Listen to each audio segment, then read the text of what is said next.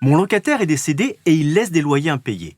Comment je peux faire pour récupérer mon appartement et surtout être remboursé ? Vous écoutez un podcast imaginé par Le Particulier, le média de référence pour mieux connaître vos droits au quotidien. Aujourd'hui, nous répondons à la question d'Arnaud. Il a appris le décès de son locataire âgé qui vivait seul, sans proches connus et qui laisse des dettes de loyer. Il se demande comment récupérer son appartement et les loyers impayés. Alors, à vos droits, prêts, partez. Au décès d'un locataire, certaines personnes peuvent reprendre le bail à leur profit, comme le concubin notoire par exemple. Mais s'il n'y a pas de repreneur, le bail est immédiatement résilié par le décès, sans préavis. Les héritiers doivent alors vider les affaires du défunt, signer un état des lieux de sortie et restituer les clés du logement au bailleur.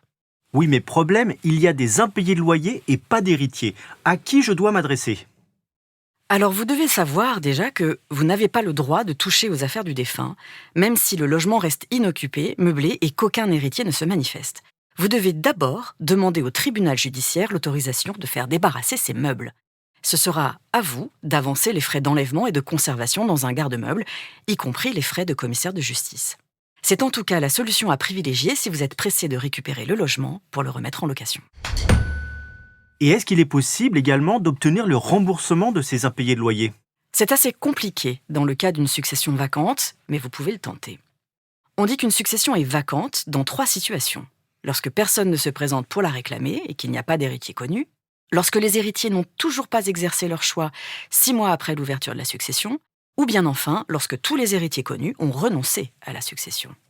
Dans chacun de ces cas, il va falloir demander à un avocat de saisir le juge judiciaire pour que ce dernier puisse confier la curatelle de la succession vacante au service des domaines. Ce curateur dressera l'inventaire des biens du défunt, s'occupera de faire débarrasser l'appartement si vous ne l'avez pas déjà fait faire, et ajoutera la dette de loyer aux autres dettes éventuelles du défunt. C'est alors la Direction nationale d'intervention domaniale qui s'occupera de gérer la succession, vendre les meubles et régler les dettes.